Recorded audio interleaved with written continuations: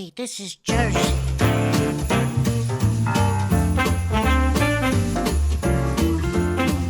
You're listening to the Garden State.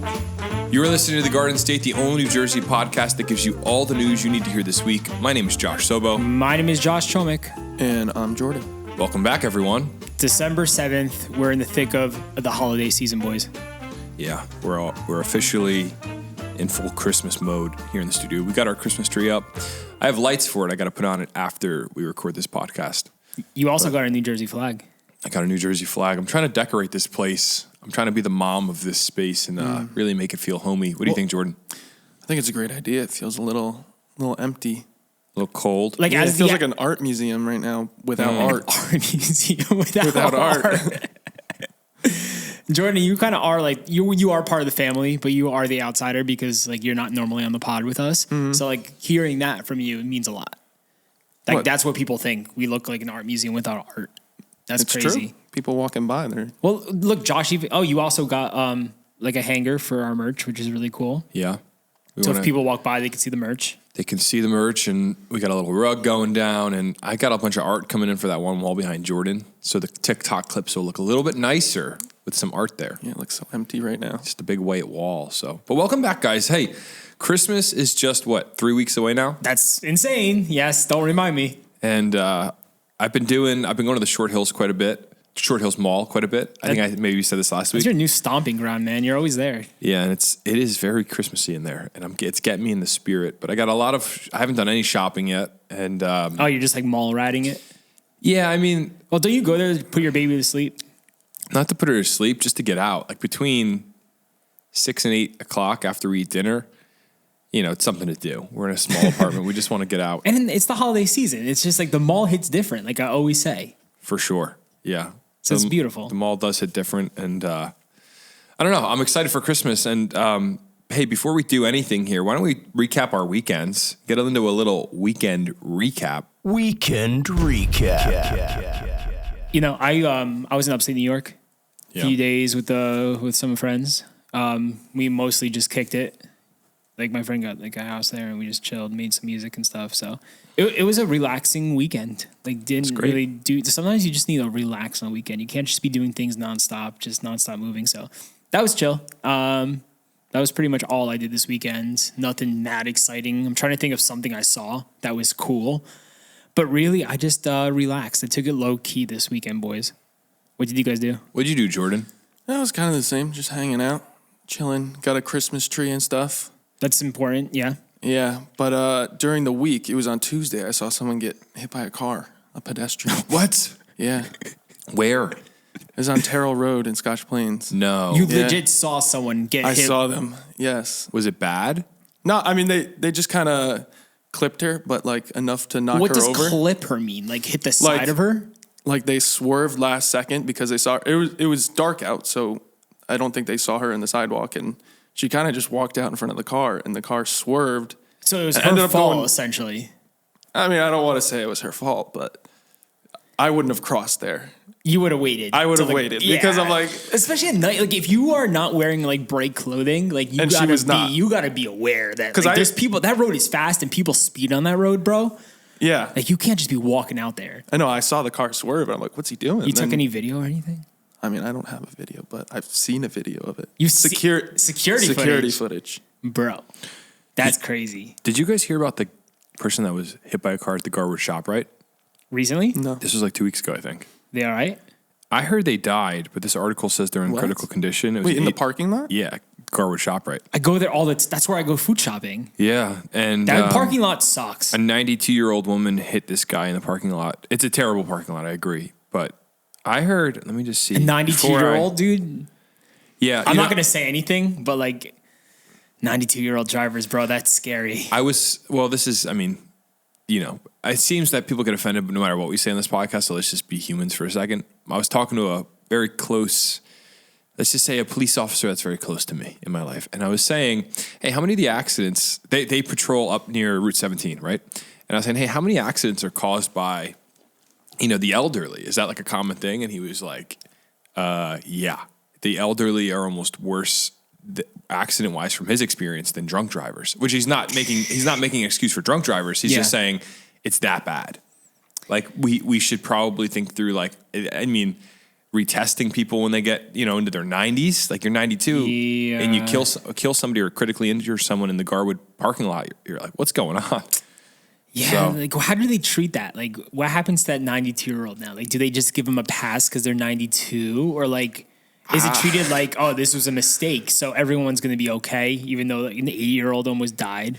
We had growing up, we had this family friend that was a neighbor. He was an elderly man, and one day he came home with like dents on his car. Oh no! Yeah. So yeah. He just he hit something, probably didn't even know. Someone. I was going to say, did he know why he had someone? And they died. Oh my gosh. I don't think I know he didn't go to jail, but yeah, like what was it the happens, consequence? guys. This happens a lot. It was a rainy night. I think he hit somebody that was crossing the street and they died. Jeez. I think he felt a lot of guilt about it, which is really sad. But also, again, this goes back to it's an accident. Like you have to go, okay.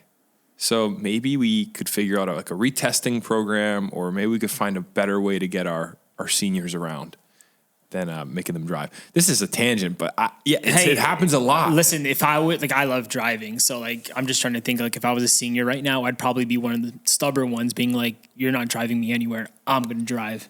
Mm-hmm. But there's got to be that point where you realize I can't drive. I got to put it down right now. Josh, remember when you mentioned driving around with your grandfather? Oh, dude, that's all Yeah. Oh, dude, he is a madman on the road. He was crazy. Oh, yeah, he's a crazy driver. He was not bad, but he's maybe, I think he was in his 70s. So not the worst, but still at that age, man, anything can happen. I think part of the issue with the elderly driving is there's such a wide range of as people get older. I saw this video this morning actually of a 99-year-old World War II veteran meeting a 97-year-old. The 99-year-old was American. The 97-year-old was German. Wow. It was really interesting. And they were like, it was really a sweet video. They were saying hi to each other, and the 97-year-old was with it. He was sharp, making jokes. Even the way his body moved, he was very youthful, you could tell. And the 97-year-old, did I say 99, the first one? Yeah. The 97-year-old seemed archaic. He just seemed like he should not be driving a car, and et cetera, et cetera, et cetera. So I think that's part of the issue is there's some really, you meet an 80-year-old that you're like, wow, you're youthful, like a spring chicken. And then you meet an 80-year-old where you're like, you should probably not be driving. Oh, I think that's why it's I'm not saying no elderly people. Yeah, maybe a retest or something. Retest, or we figure out a way to, because it does get risky business at a certain point. Dude, there's some 80-year-olds. You can't even tell they're 80-year-olds because they're so such in good shape. Mm-hmm. And they eat really healthy and they live good lives. I want to be at that point when I'm 80. I think we will be. I'm not headed on that track right now based on the way I eat and the way I live my life, which stinks. I feel like you gotta make that happen right now. You have to get into that rhythm. Yeah. That's what you hear everyone on social media talk about, trying to live healthy and eat better. And I don't know, man, it's not easy. And we're eating so much more garbage now than those 80-year-olds did when they were our age. I thought about that again with today. The processed foods. And when I saw that video, I thought that. I was like, well, how are you 97 and so what do I have to do to get there? And then I thought, we're not going to get there. He was growing up in the 1940s where there wasn't McDonald's, which is what I had for breakfast today. Right. Because it's the only place I can get food at 6 a.m. Yeah. They didn't have all their food in their supermarket was in Oreos and processed junk. No. And I said to my wife the other day, I'm like, I want to go more Whole Foods, not the spot Whole Foods, but whole actual foods. And almost I'm leaning towards carnivore, thinking about it. Dude, maybe my dad tells me that all the time. Carnivore. My dad's always I just want to be healthier. I'm thinking about he's I feel so much healthier when I'm just eating meat. And yeah. It's a big debate. It's a huge debate. But yeah, it's something I've thought about too. I've just realized carbs make me feel like garbage. If I have a big bowl I had yesterday penne vodka for lunch. Ruins my whole day. It's so good in the moment. Oh my and then goodness. You're done. It's so good. There's nothing better. And then the rest of my day, I'm like, why did I do that? I had to chug a latte to get my energy levels back up because I just felt like I could take a nap. The only illustration I have is Michael in the office. I'm going to carbo load before my race. He has a whole thing of fettuccine Alfredo and he's just puking his brains out, dude. That stuff, bro, so good in the moment, but you always feel especially fettuccine Alfredo, bro, I feel disgusting an hour after I eat it. That can't be good for you. No, it definitely can't be good for you. But that's Jersey. That's where we live. I mean, you're around some of the best pasta ever. So much good food that's just not good for you. And most things, I think that's the really depressing thing is most stuff just isn't good for you. I feel like Yeah. we've been on this sourdough train. My wife makes a sourdough bread now. Like I'm one step away from homesteading out in the country. And you realize, from what I've read, all bread was sourdough bread until like 100 years ago when they figured out how to change the process. And we're just not really, you're not supposed to eat Wonder Bread. It's not really designed for your system. Sourdough, your body can process a lot better. It's better for your gut. Oh yeah, I bet. But Yeah, compared to Wonder Bread. it's just like all the bread. Think about all the bread you encounter if you're not eating like a good homemade meal. It's going to be like, I don't know, like an English muffin or white bread or like the bun on a cheeseburger. It's like that potato whatever. Yeah, bread. yeah. Just sugary and not good for you. So Wait, but speaking of bread and pasta, I went to Olive Garden for the first time in my life over the Really? weekend. Hey, that's probably the coolest thing you've done Yeah, all weekend. I forgot about that. I've never been. I don't think. Really? Josh, you haven't been to Olive Garden? I don't know. We didn't go there growing up. Neither and did it's I. like not on the list of priorities. I always assumed I was allergic to everything there because everything has cheese, I thought, or butter, or You can't eat cheese or butter. I can't. Got it. So what did you get? I got pasta with like some kind of a meat sauce and like sausage, and I was able to have the breadsticks. I thought they had butter on them, but I don't even know what they have Was on it, them. It's something fake, I guess. And what was your thoughts on Olive Garden? It was pretty good. I was pleasantly surprised. So you would go back. I would. Dude, Olive Garden is pretty fire, low-key. Yeah, like I've heard so many people like joking about it. Like It's a big meme. Like, Yeah. But like it's so I'm not like, I bad. have to try it. And I was like, surprisingly good. I love it. I love how that's what you did this weekend. How were the unlimited breadsticks? They're phenomenal. Were they unlimited? They were. They just kept coming. That's great. Well, that's the problem. You just get so filled on the breadsticks, then you can't finish your meal you guys because the ever- breadsticks are so good. You ever notice that every restaurant is Applebee's in a different flavor? Did we talk about this before? I don't think so.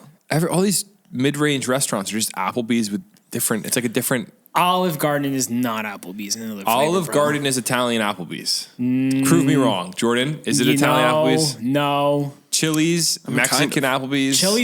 Chili's, yes, but you can't compare Applebee's to Olive Garden. That's just not right. Outback Steakhouse, Steakhouse, Applebee's, Australian Applebee's, That's fine. Longhorn is Texan. Texas Applebee's. Yeah, it's all Applebee's. Except for Olive Garden. Yeah. I don't know. Well, Just a maybe you thought. should go before you make a judgment on it. The way I see it is to live in New Jersey, the cornucopia of great Italian food, and to spend money at an Olive Garden, it should almost be, it's immoral. You could go to any local spot and get some good breadsticks and pasta, and you go to Applebee's. Shame on you, Jordan Morris. Shame on you. You got to try it once, right? You have to try it once. I guess. I mean, that's like, yeah. Like I commend you for going out of your way, taking a leap. Yeah. Going to Olive Garden on a Friday. What day did you go? It was on a Friday night. Friday night at Olive Garden. It doesn't get any better than that. And now you know if you want to go there or not. Yeah, now it's an option. Now I'm going to throw it on my list. Do you guys see the couple that did their engagement photos outside of an Applebee's? Oh, Olive Garden. Yeah, I'm sorry. Olive Garden. Yeah. There was like So good. trying to make it look like It Italy. looks like they were in Italy. And then all the comments were like, it doesn't really look like Italy, but nice photos. Did you see that? Yes. All the comments were like, It did look pretty good with the rock wall and all that and stuff. yeah. There were a lot of the comments were like, it just kind of looks like you guys are outside of an Olive Garden, but nice photos. All right. Hey, why don't we dive? No. What did you do this weekend? Oh, I did this weekend. I I was went to getting away Jordan. from I it. went to Jordan's house on Saturday. Yeah. We had a little party over there in the morning, little brunch. Little brunch. Baby shower action for someone. And then after that, it was kind of just, low key kind of Saturday. You chilled, right? We hung Just out. relaxed. I stayed pretty close to home this weekend. Yep. And which is great. We want to hit the city at some point midweek before Christmas. Oh, you're gonna do the tree? Well, we have a baby now, so it's kind of fun to make the memory, but I don't know if it's worth it. Midweek shouldn't be that bad. Just don't go on a weekend. Like a Monday. I think that's fine. It's gonna be packed nonetheless, but it's not gonna be a weekend packed. Yeah. And you just have to hit it at the right time. And I'm pretty sure there's the Olive Garden right next to the tree too, if you want to spend $50 per plate. Ooh. But that's up to you. I'll think about it. I think I've actually been at the the Olive Garden near Times Square, Rockefeller Center once before in my life.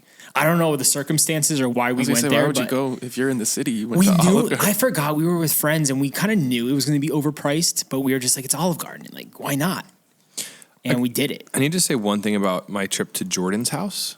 Your mom has a Live, Laugh, Love poster on the wall. She does. And I just want to say that I'm proud of you for living and laughing and loving so hard. It makes sense now that you had that encouragement as a child. There's more than one in the house. Are there? Yeah. There's a bunch of signs like that. Like, we dance in this kitchen. Really? That's my favorite one. Do you guys ever call your mom out on it? Oh, yeah. What does she say? Not much. My sister bought her a sign. I forget exactly what it says, but it's like making fun of her signs. Well, but it like blends in with the other signs. Emily, your sister sent me a photo of the Live, Laugh, Love sign, and she put papers over it that says die, cry, hate. And your mom didn't notice. Did you ever see that or no? Yeah. Pretty funny. All right. Hey, guys, why don't we dive into the mailbag? Because people get mad when we talk too much in the intro. Yeah, do you want to just let the people know really quickly what is the mailbag, Josh? The mailbag is a number you can call. It's really more of a voicemail than a mailbag, but you can call in and leave us a voicemail. We welcome all voicemails. Call in, talk about some news, ask us a question about Jersey. You can just tell us an interesting fact, like you saw a white deer in your backyard. A white deer? Yeah, a white deer. I've heard that's a thing. Yeah, the mailbag's for everybody. Feel free to call in. We try to get to as many as we can. The number, if you'd like to call into the mailbag, the number is 908 67 99 99 3. Hey, how's it going? Long-time listener, loved you guys' podcast. Actually just listened to the Friday episode, today's December 1st. Heard you guys talking about the stabbing of the high school kids in New York. Honestly, guys, I think you just completely handled this horribly. You know, you got to remember this is like a New Jersey podcast. A lot of locals listen to this. A lot of people who are explaining the story have been affected. And, you know, at the end of the day, a family, you know, lost their kid in a stabbing dead. And we'll never get him back, and let alone on Thanksgiving Day. So, you know, to immediately, you know, kind of explain the story and be like, you know, I kind of gave, I think, Josh the benefit of doubt when he immediately was like, well, what's a kid doing in New York? You know, and then you find out it was just that one of those axe throwing things. But then, you know, everyone else on the podcast is like, whoa, he's a big football player. He could have been. You never know. Like, listen, at the end of the day, you know, no normal person takes someone's life in a stabbing, whether it's a fight or a fight. You know what I mean? Like, you know, you got to be sensitive to the audience and know who's listening to you. You know, to kind of side with someone who's probably going to be sentenced to life in prison, or even kind of hear them out. Like, it's just, you know, I don't think there's any arguing that, you know, at the end of the day, someone lost their kid, someone lost their brother. And, you know, it's just a tragic situation, and there shouldn't have been really anything else said about that other than that. But just want to let you guys know, I'm kind of disappointed into what I was listening to. And yeah, have a good day. all right. Well, like I said in the intro to the mailbag, we like to take as many calls as possible. And I think sometimes the critical calls are actually, I don't want to say that because then everyone's going to be like, well, I have some critiques I want to call in. Oh, please. But give it. No, I think this is an interesting call. And what's his name? Did he say his name? At the top, he said, no, he didn't say. Well, thank you so much for the call. Well, whoever that was. Yeah. He, before the podcast, I listened to this mailbag and then I re-listened to our segment, and I'll call balls and strikes on us. I do think he makes a really great point. And I always try to think in the shoes of the people we talk about. Because one time we talked about a story. I don't want to give too many details away because the person will probably hear it. But we talked about a story of someone with mental illness, and we didn't know they had mental illness, doing something really crazy. And the story was funny at face value. Mm-hmm. And then my brother comes to me and he's like, hey, you talked about this person's brother, and they did this crazy thing. And I was like, oh, really? No way. And I said, why did he do that? And he's like, well, he's super mentally ill. Like, there's a lot going on. Yeah. And I was like, oh, dang, I didn't, didn't think about it like that, that this person, even so, the story's still interesting. So I always try to temper everything I say. And it's like really hard to find the balance between having a perspective, because you don't want to listen to two androids. We could just give you facts and never give it an opinion. Yeah. But also being sensitive to the fact that these are real people around us. And, you know, I try to see all sides of it. He made a good point. You know, I said at one point, I was trying to play devil's advocate. I'm like, you know, he's a big football player kind of kid. Who knows what was going on? But I will say that that's kind of irrelevant in the situation. Very, yeah. I remember I said, big football player kids are the best kid you've ever met in your life, or they could be like the worst kid you ever met in your life. It's hard to know, right? Yeah. And so I'm going to say a few more things. Sorry, Josh, I know you want to talk. The other thing I was going to say is we said it was outside of a club because every article we read said it was outside of a club. So all I have to say, like, didn't mean to give a horrible take on this. And, the reality is with the news, I've misspoken on both sides of stories. You hear a story like this, and genuinely, we should just read the facts and say, hey, we don't know what happened. Wait until all the points come out. And that might be offensive to people because they're like, hey, I knew this kid. He's a good kid. But we genuinely do not know. You don't know. You don't know what happened. I mean, we know somebody got stabbed. That's extremely tragic for a family, and it's horrible. If it was my brother, I'd lose my mind, especially if I heard two idiots on a podcast talk about it. Oh, yeah, we want to kill them. But the reality is, crazy, crazy stuff happens in the world. And unfortunately, I don't know all the details. So what were you going to say? I appreciate calls like this because it makes you stop and like just remember like what you're doing and like who you're doing it for. And literally, like when we started this podcast, it was just us wanting to just do what we do normally. Like it's three friends talking about New Jersey news, commenting on it and stuff. The only difference now, after like 2 years of doing it, we have a way bigger audience. We have so many people listening. And a lot of the time, I'll just say whatever comes off the top of my head, forgetting I have this audience in front of me and a bunch of people listening. And sometimes like I'll mess up. I'll say things that just pop up randomly like that sometimes that shouldn't be said, or it's like insensitive. Okay, but let me just continue. Yeah. Like in that article, like I'm just like, oh, like why is this kid at a club? Blah blah blah. Then later on, I realized, oh, he's in an axe throwing spot. Like, all right, that's different than a club and stuff. And so, like, I feel like sometimes, like I just like speak my mind sometimes, not even thinking. And I feel like I should be a little bit more like, I should hold back a little bit more and read all the facts before I start blurring out things. But that's what we did. We started this podcast just so we could just talk. And that's the thing. We're going to be saying things like that sometimes, and it's not going to come off that great. But like, this is why we started the podcast. Yeah, I don't know. I'm sorry if anybody was offended. If it was received the wrong way. My intention was not to, No, yeah, we feel not so to bad for berate that a family. That's yeah, messed dude, up. It's terrible. We always talk about. I mean, we make jokes about, the jail door like this, right? Like we make jokes about like locking up these criminals because we want Jersey to be safe. We want everybody. This wasn't Jersey; it was New York. But we all. I don't know. We have good intentions. Sometimes it just comes out the wrong way. So if to this caller, I don't know his name. Sorry if that came across wrong. We appreciate you listening to the podcast appreciate and the feedback, supporting man. us. Yeah, that stuff is awesome. And if you want to call into the mailbag, the number 908-6799-993. Keep on shoot us some questions, thoughts, concerns. I appreciate the feedback. Yeah. We got feedback like that once before when we talked about a frat kid. Remember that? Oh, that story blew up. We had People were that was different. We had an entire fraternity after us, and I was in the DMs going at it with these frat bros. Wait, what was the story? Oh, don't even bring it up. Okay, should we just move on? Yeah. Should I just mention it really quick? Dude, that story was a wreck because so many people got mad at us. Yeah, it was just basically like... and I stand my ground. That's why we're not going into it. A frat kid got hazed, drank too much, fell downstairs, and was in serious critical condition in the hospital. And we were like... And Josh said something like, well, what do you expect at a fraternity? This is what they do. They drink too much. It's and it can get dangerous. Why you got to say that? What?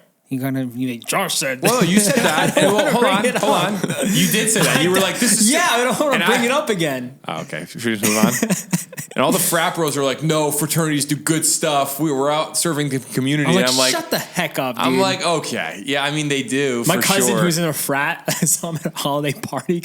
He was like, "Josh, you're so wrong on this." I was like, "Shut up, dude." Wait, the same cousin that had to like. Jacob got mad at me, dude. I know what he had to do to get into his frat. Yeah, I know. You're like, oh gosh, and that's the joy of this podcast, bro. We're gonna share our thoughts, and people are gonna get mad, and that's Jersey, bro. Like we're gonna get mad at each other. It's a conversation. Yeah, it's just a conversation. Yeah, I think it's all love. It's how we talk here in Jersey. Yeah. I think it's really hard to walk the tension of having opinions and being a human and also going, well, I have to, temper myself and learn to communicate in a certain way and not have opinions, Yeah, we're not on News 12 here. Like, we're not on 101.5. Like, we could, this is our podcast. We can talk however we want. But I will say to that family, when I read that story, that article about the kid, and I read about what his dad was saying, that's super heartbreaking. Dude, breaks your heart. Can't even imagine what his family's going through. And, he made a good point on Thanksgiving. And then the other brothers. Christmas is coming up, dude. It's terrible for the whole family. Prayers to that family. And, I think I may have said this last week. You think about a 17-year-old life. Man, it's like 17, even 27. Like your whole life is just fully ahead of you. There's so much that's left to happen, so many experiences. And I think this is what I said last week, where it's like, a 5-minute encounter could end somebody's life forever. Like something as stupid as like a 5-minute, people have words with each other, they get in a fight, someone gets stabbed, which is insane, and then it's over. And it's just like, well, your life is over. It's really, really the amount of doesn't make sense. Car accidents I avoided, like that, like just by almost getting into accidents that killed me, bro. Crazy. It's like, think about that accident could have killed me, and everything would have changed. Yeah. If I wasn't on my cell phone driving, I've been so in your many car little moments before. like that. Yeah, you have. And many times you have. And literally, we almost drove off the edge of a cliff 5 times. And we wouldn't be here right now if that happened. So that's why it's so crazy to me, bro. Life is so precious. It's wild. The brevity of life. All right, let's move on to the news. Brevity. And, big word. Yeah. Proud of you. Diving in. The brevity. Head first. We should do Can you give us a definition of brevity really quickly? Do you even know what that means? Brevity to me means... I wanted to know what it means in general. I don't want to know what it means to you. I'm going to give you what I think it means, and then I'm going to get the definition, because sometimes I say words and I'm not sure. I knew it.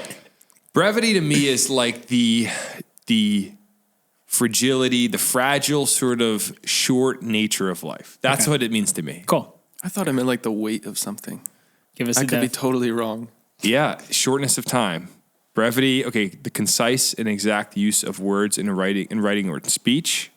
So that's one definition. The other one is the shortness of time, the brevity of human life, it says as the example. So nice, I was way off. So I'm on point, and you guys are morons. All right, let's get into the news. Before we get into the news this week, we want to remind you that we are once again in our studio space here at the Vintage City offices. Josh, tell the people about Vintage City offices. What can I say? It's heaven on earth. It's pretty much the greatest place I've ever stepped into in my entire life. Our studio, look at it. It's so gorgeous, bro. It's gorgeous. And guess what?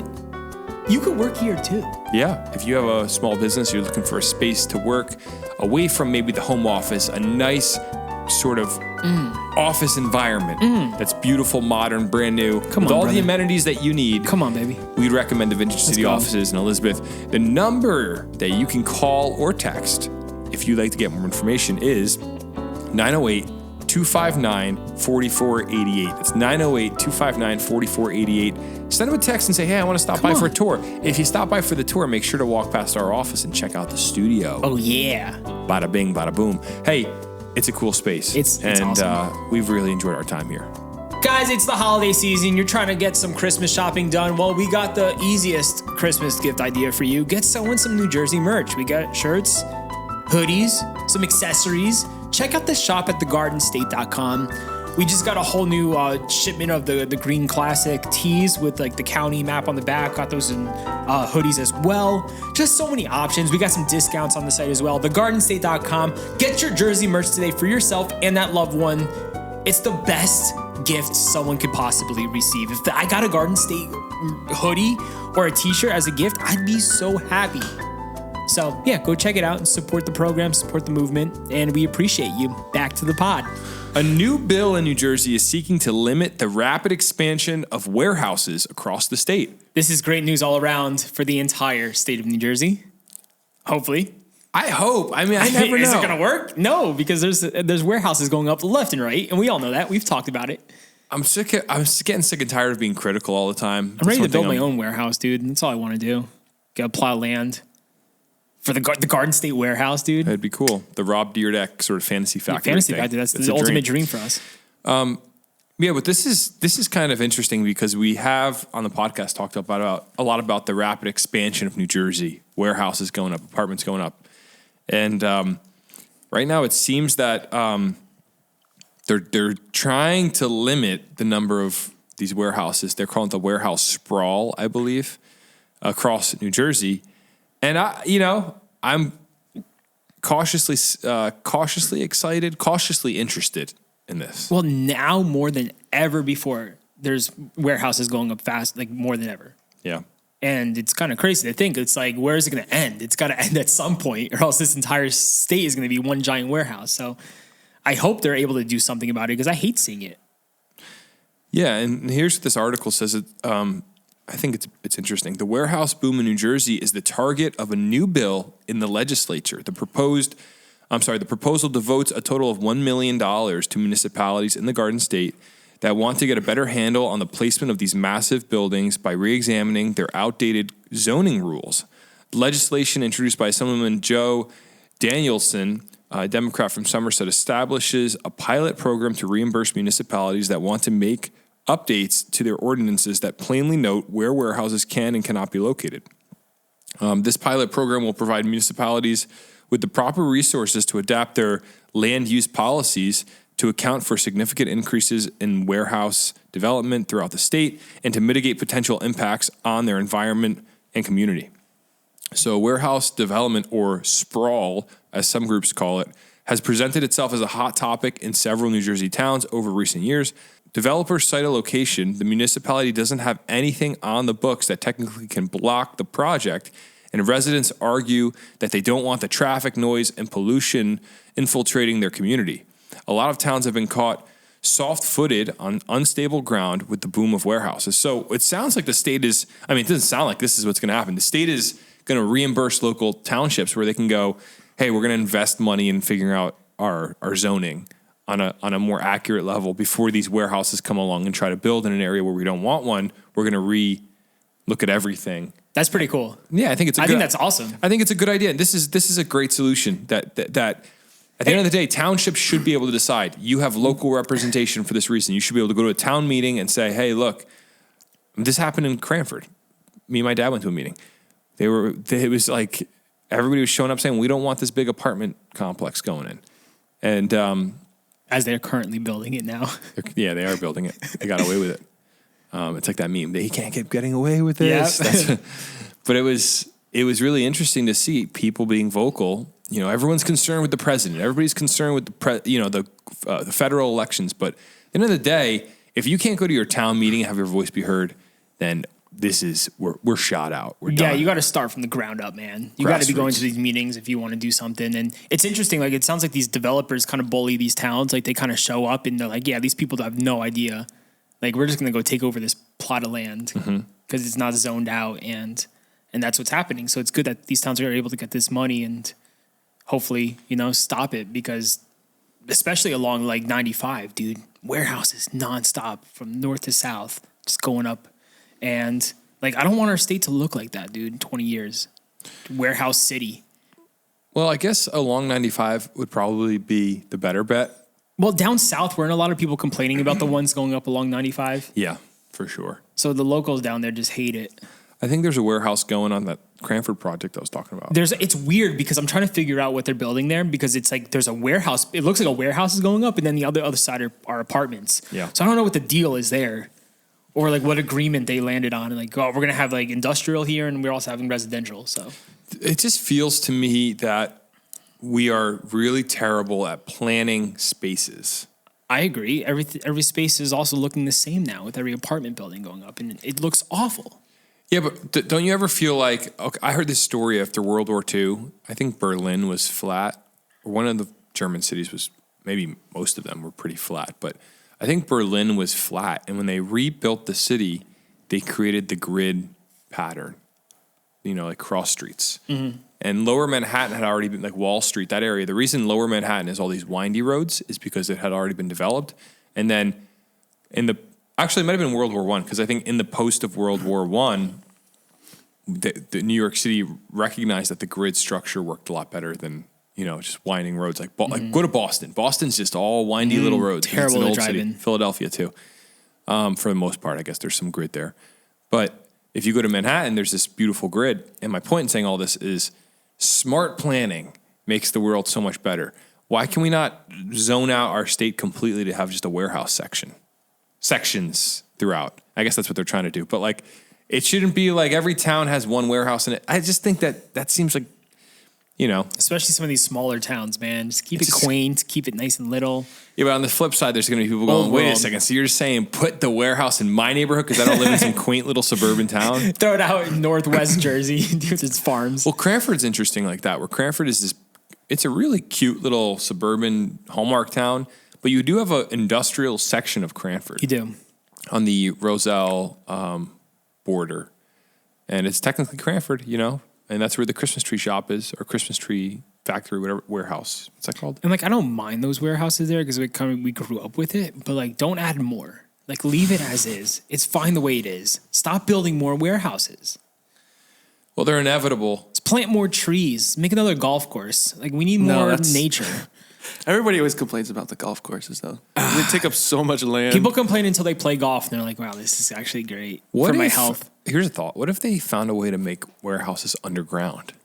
Why aren't we doing that, dude? We're able to dig over here. Dig down. It's not like we're on sea level where we can't go underground. Dude, that's genius. Like underground bunker systems and all and that. they just plant the field on top, and it's just like, there you go. So you have no idea there's something there, but like underground, there's like a massive Amazon facility. Yeah, I mean, I guess it'd be way more expensive. That's just probably why they don't do it. What? Just dig a hole. What's so expensive about it? And just you have to add, like I guess like the proper HVAC once you're underground. I mean, I feel like digging a hole that big would be super expensive. Moving all that dirt. Yeah. You got to think about how big these... How much extra? But they're already spending millions and millions of dollars. What's another million? Yeah, but you're going to have to change the whole structure of the building now because it's... Why? Because it's underground, so it's going to have to keep it the same structure. Just put it underground. Yeah, but it's more complicated than that because then it's like... No, you just dig a hole and you build it. You have flooding issues because now it's... You add some money in for the plumbing. Are you messing with him right now? I'm going with what you said. I just went back on it jokingly, but I'm trying to tell. Are you joking or being serious? Oh, I'm just saying, like, that would be awesome. Like, why is that? It would be cool, but it'd be expensive. It would never happen. But is the only reason it's not done is because it's expensive, or is there another reason why? You're such a troll. What are you talking about? Bro, that's why people get mad. You troll so hard. Because you egg me on. You're the one who brought it up, Dumbo. You're like underground warehouses, and I'm like, wait, that's actually, and then I get triggered. I'm like, that's an amazing idea. I immediately was like, it's probably really expensive to do that. Well, other than the cost, is there another reason why it's not happening? Because there's no underground warehouses. Let's see. Let's look it up. I don't think there is. Maybe we have a business structure right here. I don't think there's anything dangerous about it. Like, you just have to build a proper structure. Trucking through an underground warehouse in Missouri. What is an underground warehouse? Wait, what's the answer to that? Just a warehouse that's underground. I think the only thing I don't like about it is the poor warehouse workers need some sunlight, man. You have to put like skylights on it or something. I feel like they don't, as it is, though. That's true. Most warehouses, they might have those little windows up top, but it's dark for the most part. Yeah, unless you open up like the truck doors. But like, come on, guys. There's something so cool about like an underground bunker. Like, imagine just going to work every day underground. And although I feel like temperature-wise, it would be so much better. Cold. Because none of them are like... Wait a second, you're right. Climate controlled right now. Yeah, man. But if you put it underground, it would be a lot You guys are on to something Jordan, here. what are we figuring out right now? Yeah, and then you guys laugh at me for trolling. I'm being serious. Like, I think it's a really cool idea. Just like the double-decker parkway is an awesome idea too. We have so many smart ideas, and people, the government's There's like, just nah, no that's money just for terrible. They got the money though. There's so much money. What are they doing with it? I don't know. Amazon. Exactly. No one knows. Listen, Amazon could afford an underground warehouse. Well, I will say that. Why don't they do it? Like, imagine you going 20 stories underground. Like, dude. If Amazon wanted a great PR stunt, if they were really thinking, because they have endless money, they're the richest company, probably top 3, right? If they really wanted a PR stunt, they would say from 2025 on, every warehouse we build in America will be underground. And on top of it, we will put a park for the community, as well as a soccer field or whatever, golf course. And you know what? You know what people would say? They'd go, "Oh my goodness, Amazon is making the world a more beautiful place. And it would be pretty sweet. I hope we get a call from someone being like, guys, this is the science behind why you dumbest can't idea. do that. No, I did find, there's probably a reason, but like I think it's such a cool idea. Just I like did find thinking about it. I did find there are underground warehouses. And there was an article, I forget, I just lost it. Yeah, as long as you're not like next to the sea level, like, And- I'm pretty sure you're able to. There's one warehousing website talking about how, for what Jordan said, the climate control is a great reason why underground warehouses can be great for like meat companies, because then you pay less on the cost of keeping your goods cold. Like think about how much it might cost more to build the structure, And then over time, you're gonna level out, because think about how much money you spend on electricity to keep. Yeah. If you're a big meat distributor and you have like 1,000 cows or whatever, like it's got to be a huge freezer you're keeping cold versus, I don't know. So You ever see those videos Excuse of the me. guys who have land and they take like those what is it called, those what are people those trailers? What is it called that people turn into Airbnbs and stuff? oh yeah, like shipping containers. Yeah, like they take a shipping container and they put it underground and they Yeah. make it their like underground bunker. That's like my goal in pretty life. sweet. Like give me like a plot of land, I could build an underground like bunker for myself. you were a pretty cool. doomsday prepper. Yeah, like a doomsday like type of thing. Like I just hide in there. So if you don't hear from me, you'll find me in my bunker. That'd be great. That's like a dream down the road. I think it'd be so cool. Anything underground, like I think it's awesome. I think you'd be good at that. Sign me up, bro. And sign me up for these underground warehouses. Let's make a change in New Jersey. What are we doing? So overall, the point of that article, back to the point there was, Yeah, what are we talking about? townships are getting money from the state government in order to rezone. So if you have a town where you're worried about warehouses going up and open fields or farmland, well, guess what? It looks like the state is trying to protect you, which is great. But here's the problem: Yeah. is that most town governments are paid off by developers. So it's like, whose money? It's all dude. It's all fraud. That is a correct. Because if you look at who they get Bunch of donations cruds. from, I promise you, it's from Yeah. whoever's building the apartment buildings. Yeah. Doesn't So I've help. checked in my town, and they get donations. So Yeah. It's the nature of New Jersey politics. Mm-hmm. Everything goes to the highest, the person with the biggest wallet. Once the Garden State is worth $1 billion, we're paying to get underground warehouses. We're going to pay off. Our warehouse is going to be underground. they're just going to be empty. They're just so no one could find us. We'll be off the grid. So here's the thing, though. I don't mean to get back into the conversation. With Amazon, they have so much money. That's who we should be expecting to create these smart solutions. You have endless resource. Figure out what the future is. Well, they're probably like, we don't need to build underground because we have land I know, to build above ground and the money to. but like everybody uses Amazon, but also hates it. Like the Gen Z. But that's they're the thing. like, They know Amazon's people are going to evil. use it regardless. They don't care if people hate them. That's true, but Big like bullies. But the thing is, like for Henry Ford, right? He created the 40-hour work week. He could have kept saying, "Hey guys, 60, 70 hours, 80 hours is what we're doing because that's I could pay you the same."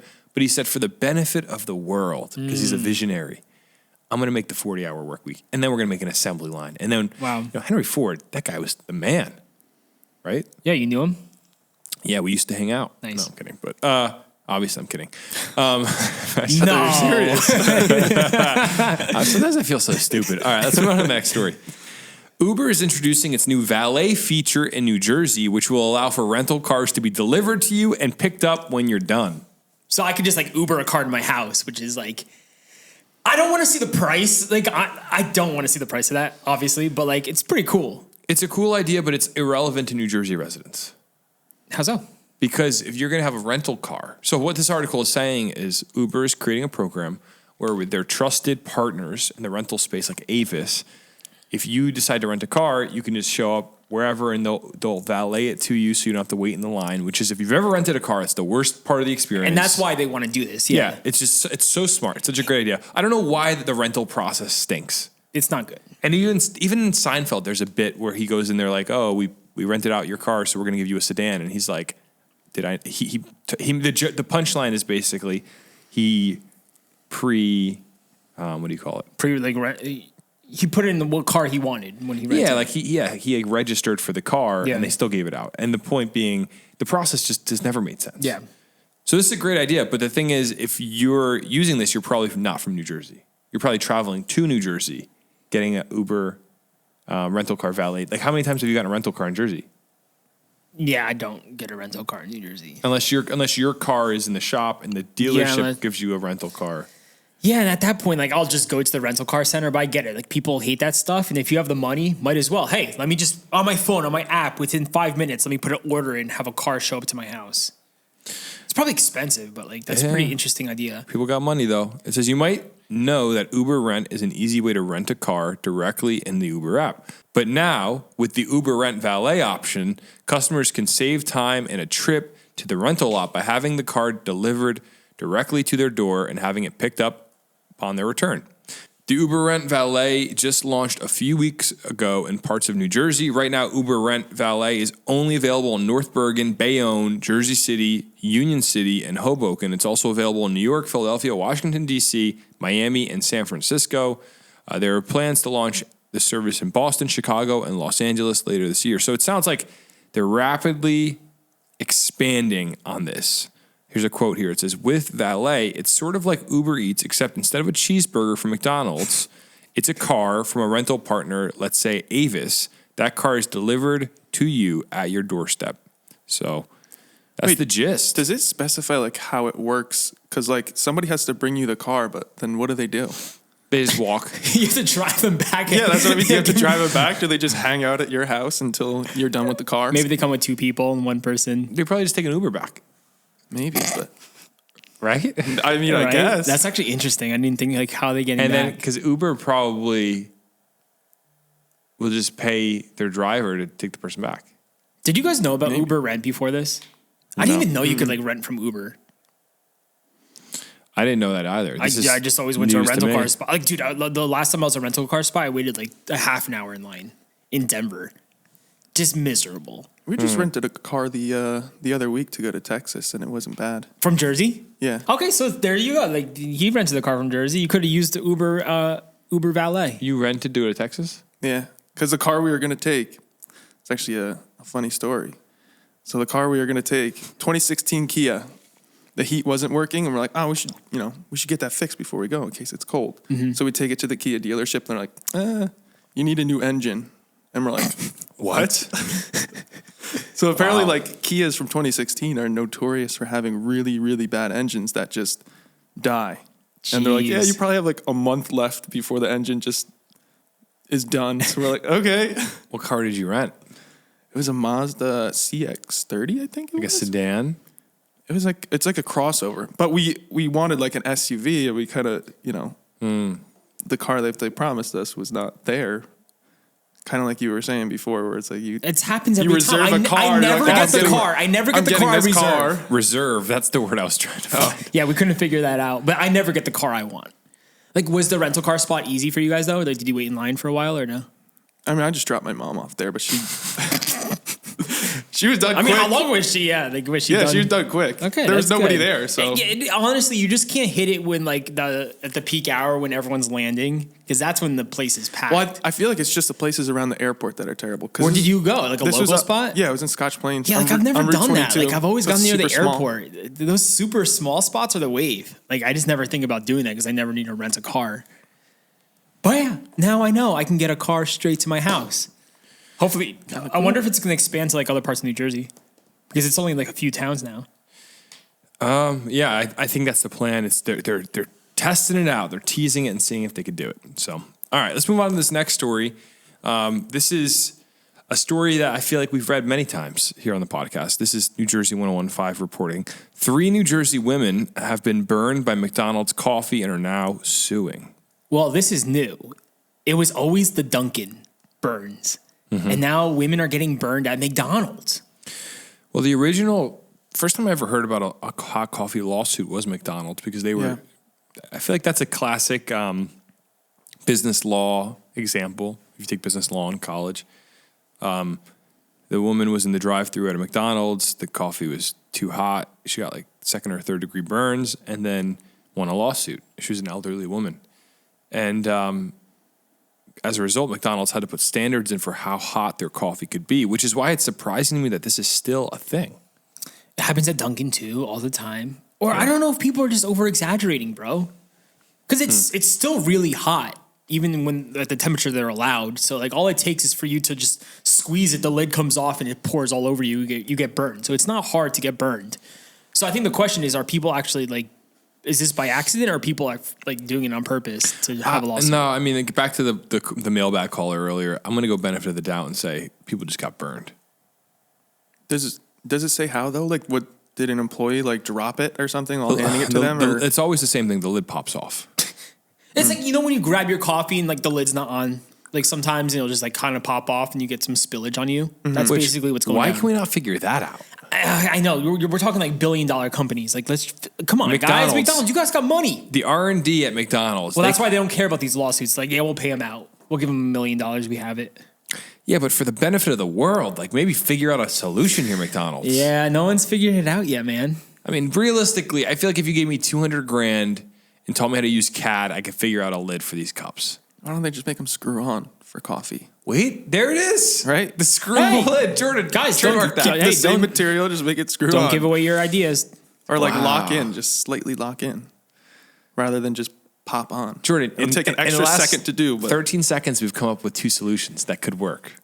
yeah, Underground warehouses and screw-on lids. This is going to be like a Shark Tank podcast eventually. So it says 3 women were burned when dangerously hot drinks spilled on them at various McDonald's throughout New Jersey, according to a series of recent lawsuits. Most recently, a Newark woman filed a suit claiming she was burned on November 3rd at the local McDonald's on Frelinghuysen Ave. Diane Feisen ordered hot tea, according to the suit filed at the Essex County Superior Court on November 17th. As Feisen was handed the dangerously hot drink, the lid popped off and the tea spilled on her, the suit said. She was hospitalized with serious burns and was permanently injured, according to the suit. The lawsuit blames either negligence or a possible unspecified defect in cup design for the unsecured lid. Another woman claimed she was burned when hot coffee spilled on her at a Union City McDonald's on John F. Kennedy Boulevard 2 years ago, according to a lawsuit in Hudson County Superior Court on September 25th, 2023. She suffered second-degree burns, and a third woman said she was burned in a lawsuit filed in Ocean County Superior Court last month. So this seems to be a reoccurring trend, and it would seem the solution is just make a better lid. I mean, dangerously hot drink, it's tea. Tea is supposed to be dangerously hot. You boil water. Like throughout all human history, we got little tea kettles. It whistles, you pour the water. Yeah, is it dangerously hot? Of course, but that's implied in drinking tea. Yeah. So I don't like that. But I will say, make a better lid. Make a better lid. Yeah, but you got to think about it. How many people order coffee from McDonald's or tea every single day? And it's just like these few cases you hear about, like of people getting burned. So is it the lid that's the problem? Because we're going through millions and millions that are fine, and it's only a few. So they're not going to like go out of their way to change the lid over a few accidents that are occurring. You're right. It could just be like it could have been the worker didn't put it on all the way. They're rushing. They pour the coffee. They barely put the lid on. Something like this. Oh, shoot. And it pops off right there. It just could be, these McDonald's are so crazy busy. It just could be a worker not putting the lid on correctly. And these people are the lucky ones. I don't want to say lucky ones, but they're the ones who get screwed over. But then they win big in the end with the money. But I don't think, that's why McDonald's will never change their lid because they don't need to. Yeah. So that's my whole take on the situation. And God bless those women. They're going to get some money. And hopefully, the burns aren't that bad. For sure. All right. Next story here. In Franklin Township, New Jersey, local residents are coming together after vandals cut down the town's Christmas tree. Who the heck is cutting down a town? First of all, I don't know what kind of town Christmas tree is, because if you see the picture in the article, Josh, it's a small tree. So I don't know what's going on in this town, but apparently it was a big deal. Yeah. It's a small tree and it's on the side of a lake. So I was trying to figure out, It's some like sort of town tradition they do. But it was like lit up and stuff. It was a baby tree. It's like the size of our tree. So let's get into it. It says a group of residents and business owners came together Wednesday afternoon to replace Franklin Township's Christmas tree, which, according to police, was vandalized earlier this week. Franklin Township Police Chief said detectives were combing through surveillance video near the tree's location along Franklinville Lake to identify who was responsible for damaging it. Rich Daubenspec, who volunteers for the township's recreation committee, first posted about the vandalism on Facebook. He said the vandalism happened in the 2 days after the township got together to decorate the tree during its Christmas at the Center celebration. Here's a quote from Daubenspec. It says, "To break a tree off that the kids just loved, Kind of disheartening is probably the best way to put it. So someone went and cut down this tree. That's what happened here. They decorated the tree, and now people are coming together. Trolls. Which is that's like a 16-year-old high school boy thing to do, I feel like, to go cut down the town. It's pretty evil. You got to think, that's pretty messed up. Grinch move right there, man. The holiday season. You can't be just cutting down the town tree. Did they actually fully cut it down? Yeah, it was just down on the ground, dead. Oh, really? It's so messed up. It's like, come on. It's like, at least take it and use it for That's something. not even a good prank. That's just messed up, dude. Yeah, and It's not even funny. I will say, I think it's kind of it's nice that people are coming together to figure out a solution here. Yeah. And it just shows It's the township coming together, bro. This is a tradition, you know? Someone messed with their tree, bro. No one messes with the town tree. Yeah, and a few thoughts here. First of all, who's cutting down a tree as an act of vandalism? When I was a kid, people would go under a bridge and spray paint the wall to vandalize. That was the way vandalism happened.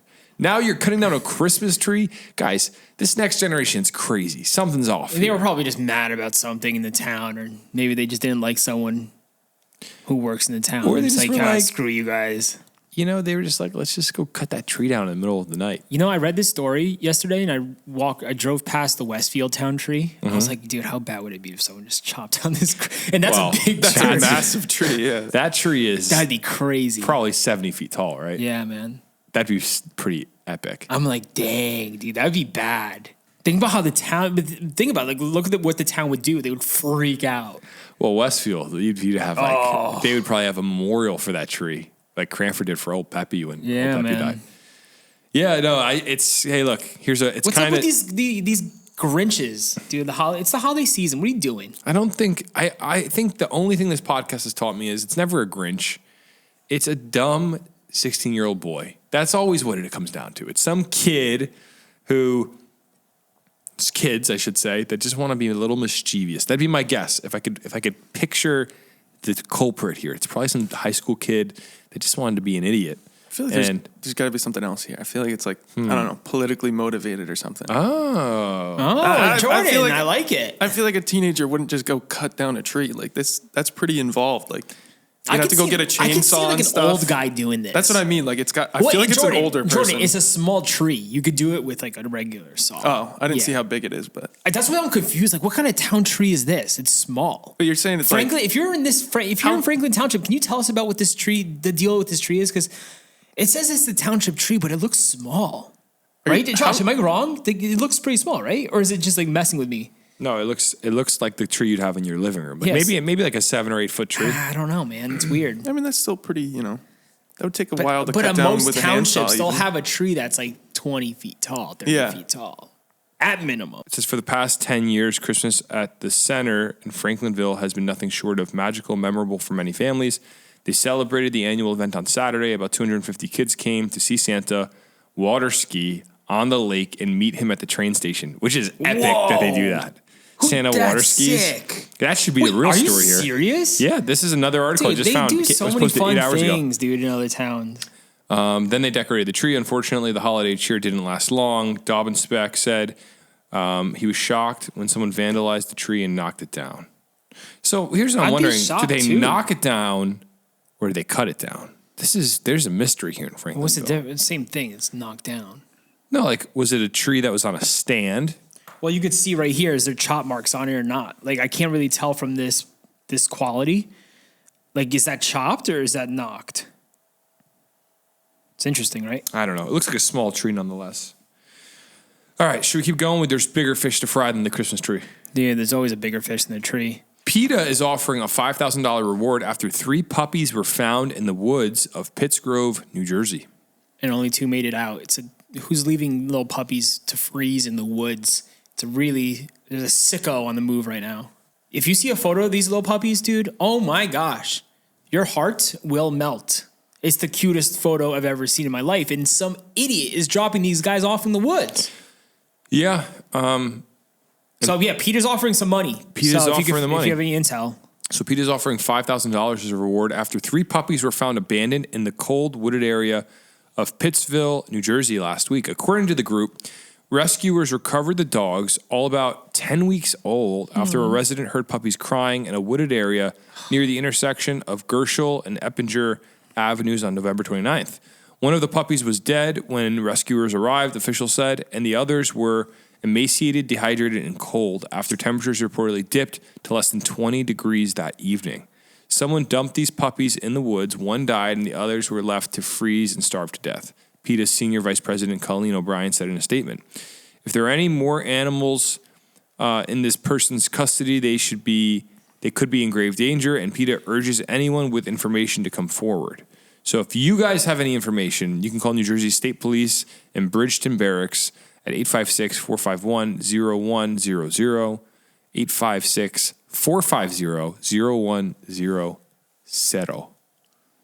There is no excuse for this activity. If you have 3 puppies and obviously you can't take care of them, you gotta get rid of them. Bring them to a vet, bro. Right? Where would you bring them? Like to a shelter or something? Right? I think you could donate them to a shelter. Don't leave them in a box in the woods. Like someone meant to do this if they're stuck in a box in the woods. There's no other reason. I feel like there's so many people that want puppies too. You could just throw them on Facebook Marketplace and just say free. If you don't want them. Wait, are you serious? You could do that with dogs? I don't know. Maybe. You can't do that with dogs. I feel like you could.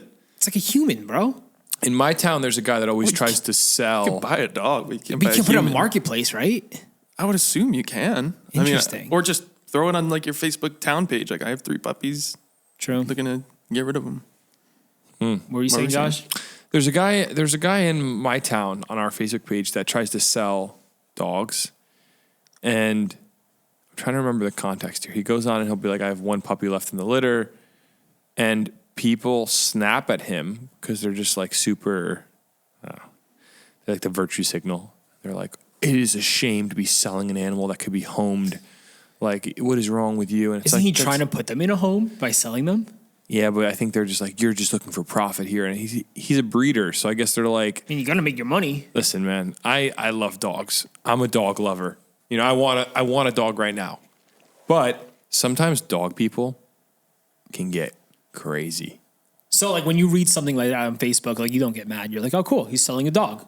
I'm down to buy it. I say, if you are that ticked off, then don't buy his dog. Yeah, right? Just move on. Why you gotta... There's going to be someone out there that's going to buy his dog. Yeah. You know? And if he's trying to breed whatever breed of dog it is for profit, I guess that's just his business, and you should just move on. Also, like, if you try to... I don't know the dog world right now, but if you go to adopt a dog, how much are you paying average? Depends on where you adopt from. My in-laws adopted a dog. I think you have to pay for, like, shots and other stuff. Maybe it's, a couple $100. Oh, wait, so other than, like, the medical stuff, like, to adopt a dog, is it free? I think if you're rescuing a dog, I think generally there's no cost for the animal, but you're paying for other services. And then then if you buy a dog, that's like a dog that was just born pretty much? Well, there's like puppy mills out and, And how much does that cost? Depends on what kind of dog you're getting. It's like a golden lab. A yellow lab Yeah. would be from an actual breeder is probably going to be $3 grand, maybe like $3,000. Gotcha. If you're going to go to like a pet shop, they have pet shops. Usually, my mom she's kind of a dog snob. She used to do the Westminster Dog Show, and she was a kid and stuff. We have ribbons and stuff, and her family always bred dogs and stuff. And she always says you got to be very careful when buying a dog at like a pet shop because there's puppy mills where they inbreed dogs. They just keep breeding them to make money, and it causes a lot of health problems. But if you find that one person who's like really into like, there's people that like my aunt was really into black labs. She bred black labs. She was like an expert on the breed. She had a female. What? She found a stud dog, like 2 champion dogs that had a beautiful litter, and like that's going to be pretty safe. But you gotta know where. Did she ever offer you one? That was probably 15 years ago, and my mom didn't want a dog that big at the time, but I wish we had gotten one. Oh, nice. It's actually sad because the dogs in that litter are starting, I think they've all passed since, maybe it was like 16 years ago now. Man. And they're just like recently dying. It's really sad because I remember when they were born. They're old now. But yeah, so. There's actually someone in Scotch Plains a couple of years ago was illegally running a puppy mill out of their house. Oh my gosh. Like, I think hundreds of dogs. Yeah, that's crazy. Living... You got to think about 100 dogs in your house, one person running that. Yeah. The dogs are going to be like fighting all over each other. Like, yeah, it was like fairly bad conditions, I'm pretty sure, too. Yeah, stuff like that. Like we've done so many stories like that in the past, Jordan, and like people getting arrested for having like 100 dogs and cats in their house. Yeah. It's just like, come on, you can't take care of that many animals. This is not good living conditions. What are you doing? Super illegal. That's why I could kind of understand the people who were upset with breeders, like you were saying on Facebook, because it's like, what if he doesn't sell them? What does he do with the dog then? I think that was part of the critique is like, oh, is it going to end up if you can't sell it? Does it end up in the woods or does it end up at a shelter? Yeah, do they maybe. just put it to sleep? Like, The reality is, though, there's, that's, I guess, where, you don't know. I think what annoys me about it, though, is it feels like people jump to conclusions. There's a lot of, like, judgment in the dog space. Like, if you adopt a dog, you're moral. If you go buy a dog, you're immoral. Like, I don't know. It just feels like, get a dog, Go get a dog. I don't know. that's your advice? Just go get a dog. Go get a dog. One last thing I'll say about this story that got me really upset was the puppies were found in a box. It's messed up. I mean, like, if you, at worst, like, they should have just let the puppies roam. At least the puppies would have found somewhere to go. If you're in a box, they're trapped. They can't go anywhere. They're just going to die right there. So whoever did this did it on purpose, and I hope they're found because that's just awful. I hope so as well, brother. I hope so as well. What else can we say? That's all we can say about this story. Okay. Let's move on to another one here. This is out of good old Atlantic City, New Jersey. New Jersey lawmakers are unable to advance an anti-smoking bill in Atlantic City, New Jersey. The smokers are thrilled, my brother. Yeah, so what's happening here, Josh They're Chomick? trying to ban smoking inside of casinos in Atlantic City, New Jersey. So kind of just like any other spot, like a restaurant or like throughout the years, smoking is getting banned. You can't smoke inside of a restaurant, obviously, and stuff. So now they're trying to get rid of smoking inside of casinos. And if you know casinos, people could smoke inside them. So in New Jersey, they're trying to get rid of it. And guess what? It's not happening because the casino owners want to make money. Yeah. And people think this is going to make them lose money. Yeah, I mean, Everyone wants to make money. look, reality, I mean, I don't know. I think smoking is such a weird thing. And if you're listening to this and you smoke, no judgment at all. I got people close to me that smoke. I would never smoke. But if you smoke, whatever, But I will say, smoking inside, come on, guys. I feel like it's 2023. It's an old world type thing. Like, go outside and have a cigarette and then come Like, back do you in. remember as a kid going to the restaurant and you smelling the cigarettes because the smoking course. section? Like, part of me doesn't mind it. No, It's kind of just like a thing. It's like, wow, this is like, it's old world. It's Okay. it's life. weird thought, but there was something You weird. walk out of the restaurant smelling like smoke, but still, like, come on. It just seems like smoking inside just kind of blows my mind. It hits different, Yeah, it's like, just do it outside. right? Just take a step outside. Well, that's why these casinos can make so much money because they're like, yeah, you can smoke inside while you're gambling. You don't have to ever leave the casino. And that's why, like, they're trying to pass this bill to cancel, like, all indoor smoking in casinos. But, like, with these casinos, they're not going to have it. So it says a bill to end smoking at Atlantic City's casinos that appeared headed for its first vote Thursday was delayed yet again when the Democratic lawmakers said they did not have enough votes to advance it. They also said they would listen to alternatives proposed by the casino industry, including enclosed smoking rooms in which no employee would be forced to work. That infuriated over 100 casino workers who packed the hearing room in the state capitol, convinced that after nearly 3 years, their state representatives were ready to start the smoking ban on its way to approval. So it sounds to me like the employees of these casinos are like, we don't want smoking in here anymore. Well, like a smoking room, it kind of sounds ridiculous. If you think about it, you got to be around smokers all day if you're working in a casino. Yeah. That's, something you really got to consider if that's the line of work you want to be working in. Yeah, but it's still not bad. Like, if you're being in a casino, it's not like you're dying because of smoke. Like, honestly, bro, when I was in Vegas a few weeks ago, there's people smoking, but it's not like in your face. Yeah. Yeah, but if you're working in there all day, I mean, You're that's not a lot like, of secondhand but you're not smoke. on top. Yes, but you're not like right next to someone smoking, so it's not like you're getting that smoke right in your face. I mean, could be. So, one thing I found interesting, I don't even remember who said this. This is going to be a really, I'm not going to say it because it's an offensive take, but you remember hearing everybody talk about secondhand smoke? Yeah, They're like, secondhand smoke is the leading killer. I still hear it. I just heard it the other day. I don't know anybody that's died from secondhand smoke. Like maybe if you're in an enclosed space or a tiny little house and someone is constantly smoking, maybe it's a problem. But dude, come on. But I mean, I guess you wouldn't really know if they were killed by secondhand smoke. I feel like it's more like an estimation, the numbers. Because like somebody could die from cancer. You may not know how they got it, but it could have been from Guys, secondhand we're smoke. going down a place we I don't shouldn't be wanna going get down. into it. Keep going on the story. I don't want to get into it because I don't smoke because I ain't a chimney. It says, here's a quote here from Lamont White, a dealer at the Borgata. He Nice, says, we got a dealer. It's incredible that we're here begging again to have the same thing everyone else has. We have to endure hours on the job with secondhand smoke in our faces without the ability to turn away, said Nicole Vitola. She's also at the Borgata. New Jersey's law banning smoking in public businesses specifically exempts Atlantic City Casino, which is kind of interesting. Senator Richard Cody, a Democrat who previously served as governor, said the compromise was enacted under his tenure as the state's top elected official as the price for getting a smoking ban for the rest of the state through the legislature. So it sounds like this has been a long time compromise here in New Jersey that everywhere indoors you're not allowed to smoke besides casinos. Yeah. It's kind of funny. Why though? Why the exception for casinos? Explain it to me. Just money.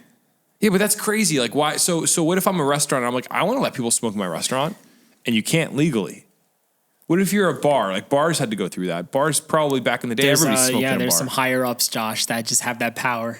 Is that crazy? Who run like the casino industry, I guess. I don't know. Like, what's the actual legal argument here that a casino can have smoking in it, yet a local bar and grill? Well, the bar can't and have a grill cigarette? argument is like there's just people eating constantly and like. Yeah, but there's people playing games constantly. I feel like it's also the age limit because don't you have to be a certain age to even go into a casino? You Well, have to same be with a bar. 18. A bar, you can't get in unless you're 21. Well, I feel like bars are typically like, also have a restaurant attached where. But this reminds me, have you guys ever seen Nathan For You? Yes. Yeah. Did you see that episode where they were smoking in the bar where he wanted to make it like allowable for people to smoke in the bar? Did you I ever don't see think that? I saw that one. No. So there's like some kind of special exception in the law where if it's a theatrical production, you can smoke. Oh my gosh. So he turns the entire bar into a theater. So he has like seats set up off to the side, and he sells tickets. So these people who are That's funny. just show up just expecting an actual production, and they're just watching people in the bar. So now you can smoke. That's so funny.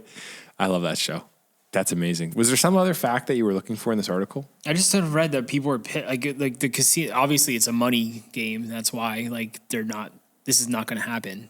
But like, was there anything hinting that it was going to actually happen, or like if they're still pushing? Well, they wrote the legislation, and it sounds like it's just been gridlock after gridlock. So, and it sounds like the employees have been waiting for years for this to go through. So I don't know. It sounds like there's not a lot of hope here. I feel like you got to have some casino heads, like guys who like go to the casino constantly and are smoking. Like, those people are arguing against it. They love going and chain smoking while they're at the slot machines. And Yeah, but it is interesting that we've made this one exception. We make always about exceptions. money, bro. There's always an exception that can be made at the end of the day. It's all about money. And anytime you think the Well, state, think about how much money casinos bring in, bro. It's absurd. true. That's why they don't want to lose like all these people who are always chain smoking, giving the casinos oh my their goodness, that's sickening though. If that's actually the logic, Sure it which sounds money. like It is, bro. It's not, bro. People care about money over human lives. That's it. People are just crazy. That's a good point. Every time we think about something in the state where you're like, well, they could change it if they wanted to, but they don't. But they don't. Why? They're lining their pockets. The moolah, baby. All right, we got one more story here, and then we're wrapping up. New Jersey state lawmakers are proposing a bill that would require gyms to let you cancel your membership online. Yo, this story is kind of nuts because I didn't realize like so many people like sign up online because they see a deal, and then they get stuck in it because the gym makes it so hard to cancel their gym membership. So now this bill is trying to help these people out. Well, I like this. I like this idea a lot. I think gyms can be, like if you go to LA Fitness, you walk in, you see cubicles. Why? Because they got salespeople there. Yeah. And the salespeople, it's a training ground for them to get you into like your contract for however long as a member. and they don't want to let you leave once you're in. Yeah. No, you're stuck, man. And there's pressure. I remember I canceled my membership at a certain gym. I'm not going to say where. And it was like a gym bro behind the counter that was mad at me for canceling. And I was like, what? What the heck? I'm just canceling. I don't live here anymore. I'm moving. And he's mad. I'm like, all right. And something about gym bros. One time I was at Vitamin Shop. I didn't realize those guys are salesmen as well. You ever go to Vitamin Shop? One of those vitamin stores. And I was just looking at some creatine. And the guy I wanted to get like a cheaper brand. Or I wanted to get a different brand that they didn't have. And he's like, at the end of the day, it's all the same stuff, man. He was like really angry at me because I wasn't buying something. Like he was furious at me. And I just remember thinking, like, what is wrong with this guy? I found out they get commission. He's a sales guy. Yeah. Selling me vitamins. So at the end of the day, these salespeople, man, it's the gyms, so they're gonna make it so you can cancel your gym membership on the internet, which is great. Yeah, if you signed up online. So my gym right now, the YMCA, I can cancel online. That's great. They make you. If I called and said I wanted to pause, they said you can only do it online, so you got to go on our website. I was like, that's why you love the YMCA. That's great. A good American institution. What? So like all these other gyms, like these big like gyms that are chains, like it's pretty tough, right? I don't want to speak generally because I don't know all their policies, but it sounds like it's harder at a LA Fitness or Retro Fitness. Yeah, it sounds like people are upset. It's just tough sometimes. So here's what it says. State lawmakers want to make it easier for New Jersey residents who sign up for a gym membership online to cancel their contracts using just the keyboard again. A bill that would require companies offering online signups for gyms and health clubs to also provide a way for consumers in New Jersey to go online to prevent automatic renewal easily cleared a key state Senate committee earlier this week. Sponsors say the goal of the legislation is to stop a practice followed by some companies that make it extremely difficult for consumers to cancel contracts such as those with automatic renewals after making it very easy to sign up in the first place. The push to enact a new law for gyms operating in New Jersey comes as the Federal Trade Commission has also been seeking to address automatic renewal practices in recent months, which is great that they're working on that. Yeah. Automatic renewal is crazy. I feel like I've signed up for things. They get so many people. How much money is floating around our economy? I would love a study on this. Maybe they've done it because of automatic renewal. What do you guys think? I'm going to look it up. So much money. So many people don't realize how many like automatic payments they even have. They sign up for something at one time and they don't even check their statements. They just pay off their card. I feel like I see ads for, is it Rocket Money like all the time? That specifically cancels that stuff for you. Like it goes there's so many out there. I forgot which one is specific. They're always throwing around numbers of like how much money people spend on subscriptions. I fall into stuff. It, man. I fall into it. Or you're just spending on money on stuff. I realize, oh my gosh, I'm paying every month for this. I had no idea. I signed up one time. Or you sign up for the free trial. Oh, you yeah. use it and for then like automatically. A week, and then you forget you have it, and it starts charging you. It starts charging it's like, dang, man, Apple TV did that to me, man. Really? I signed up just so I could watch a show one time. It was like a free 14-day trial. Yeah, but they always make you put in your card number, right? I was like, yeah, because it's like after 14 days, if you don't cancel, we're going to start. And I'd forget. I'm like paying. I'm like, dang, dude. It's that stuff gets you, and it's so smart. It's so smart. There's so many articles on this, but I can't find one saying the actual it's probably amount. So much, Josh. But it does say this is AARP. I'm going to quote. They say more than a third of Americans have unintentionally enrolled in auto renewal payments. So it's everywhere. I'd imagine my point was there's probably billions upon billions of dollars floating around the economy from people that just unintentionally auto renewed for something. Yeah, bro. So, all right. So what this is going to do is it's going to, the Federal Trade Commission is pushing to make it possible. Well, I guess New Jersey is doing this as a result of the FTC, but there's going to be a click to cancel rule. Well, you'll be able to just go, click cancel, and you're out. Easy. You don't have to talk to a salesman. You don't have to argue with someone about why you're leaving the gym. You can just cancel online. You got to think how shady it is. And this is so smart. What's that? Oh, I'm sorry. Continue. Now go. Well, it's shady. It's a shady business practice to be able to make it really easy to sign up and then like intentionally make it really hard to cancel. Oh, of course, dude. Like, why would you do that? Because people are scumbags and they want to make their money. And also, this is great going into the new year because once the new year hits, everyone is signing up for that gym membership. No, you're right. And 2 months later, they're trying to cancel and then they're like stuck in a 12-month contract or something. So. Yeah, it's true. But also, that's the thing. If you sign up for a gym, or some gyms like, if you sign up, it's 12 months at least. Like, are you locked into a time, or is every gym month to month? I forgot. It's all garbage, man. 10 years since I've been to a gym. They do these contracts where my gym is month by month, but these gyms do contracts and there's a service fee. It's just all fugazi. It's all made up. It's just so annoying.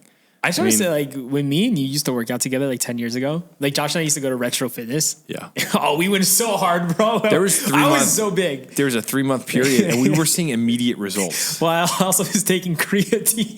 There's nothing wrong with that. I know, but that's why I saw results, bro. Well, creatine's good for you. I was jacked. But remember how much money we used to spend? Because we used to go to the bar, the smoothie bar after our workouts. We'd buy in the tropics that like the retro fitness blend. Oh, it was so good. We spent like $9 on a drink. Idiots. And we just sit in our car, bro. We spent bank there, and they took our money. I remember feeling like the man, like junior year of high school. You and I were working out because we went at 5. We were like 5 a.m. Let's lift. We lifted at 5 a.m. in Clark. We would go at nighttime too. Remember? Yeah, but I remember going one morning, and I remember being in like my 6th period class. Feeling like I am never working out at 5 in the morning again. Because I was probably going to sleep at like 12, waking up at 5. Stupid. In a high school brain, like, you need more sleep. I read something about that recently. But we were like, I thought it was a savage. But we were, listen. I got to find my gym pics, If you and I had stuck with it, we'd be enormous by now. Because you were so, but the reason this partnership always works, Josh, I'll have an idea, and you are like a ruthlessly disciplined person. It's like, no, we're doing the whole workout. Yeah. And I'd be like, you'd like push me on a level that was great. And we should get back at it, man. Not the gym, but I'm down to get back at some other things. Okay. Fair enough for anything. I'm not. I'll run. Like Josh almost got me into running during the pandemic, which is awesome. I really enjoyed it. I think you'd be an amazing runner, man. You're cut out. You're such good cardio. I should run just for health purposes. Like I just want to be healthy, and I also want to watch what I eat. But running is like I have that same too. When you told me, Josh, to run. And I put the music on in my ears, and you were like, Chomik, put something on that's going to hype you. And remember, I did, and I kept up with you. We went around that bend. Because I always like, if I have a goal in mind, I'm just like, I have to hit it. And like, I'm so like dialed in with numbers, and like, I'm like, okay, I want to get this certain pace. I'm gonna reach it. And like, I think running was really cool. I just have to like get into I don't know, if I want to do it, I have to get into that pattern. Like, am I going to be a 5 a.m. runner? Am I going to be like a 7 p.m. runner? It's interesting. I think once you experience the runner's high, which is you and I like coffee because the coffee high is great. Yeah, it's awesome. The runner's high, once you experience the euphoric feeling of running and you hit that that zone where you're tuned in, you just never want to go back. It's pretty insane. And it's basically like the way I see it is like you're always trying to beat yourself. You're in competition.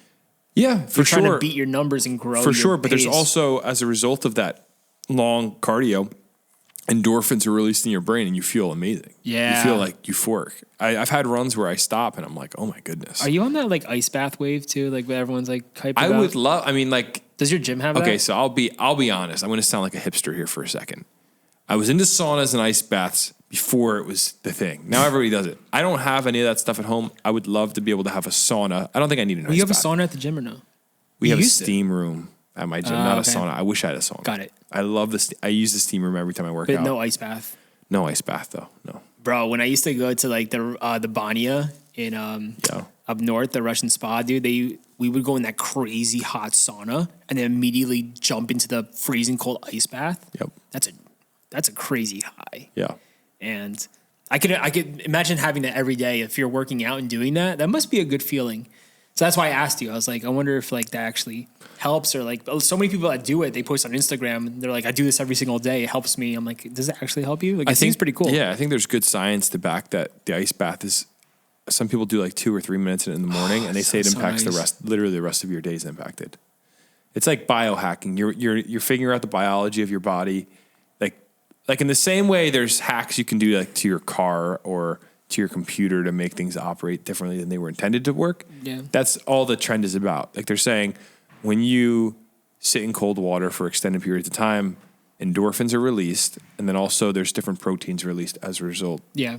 I don't know the science, but it's good for you. So one day I'll have a house and I'll be able to have an ice bath outside. That'd be cool.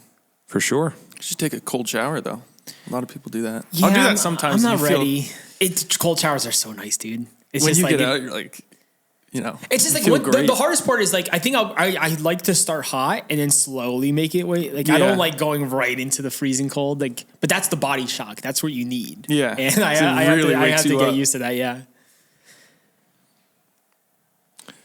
We both looked at Josh. All right. And that concludes this week's episode. Sorry, I opened my email there for a second, which I don't know why I did that. I was closing tabs and my email popped up. As we conclude the episode, do you have any recommendations for families listening? Like, I feel like you would do this, like those Christmas drives in New Jersey. Or like, do you guys drive around looking at like houses?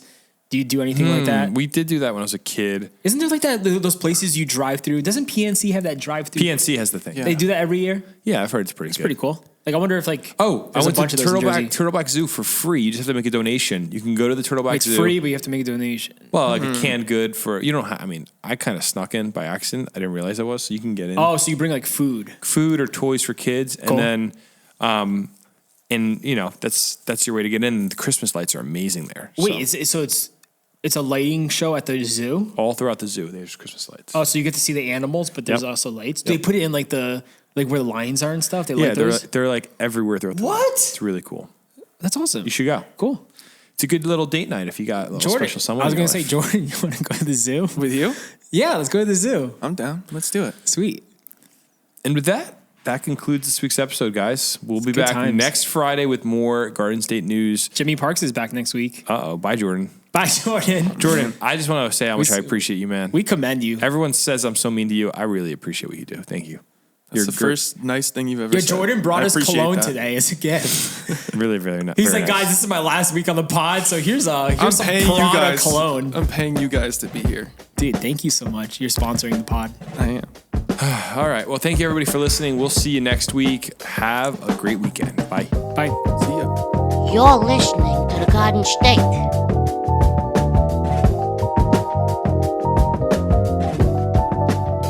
The Dirty Jers.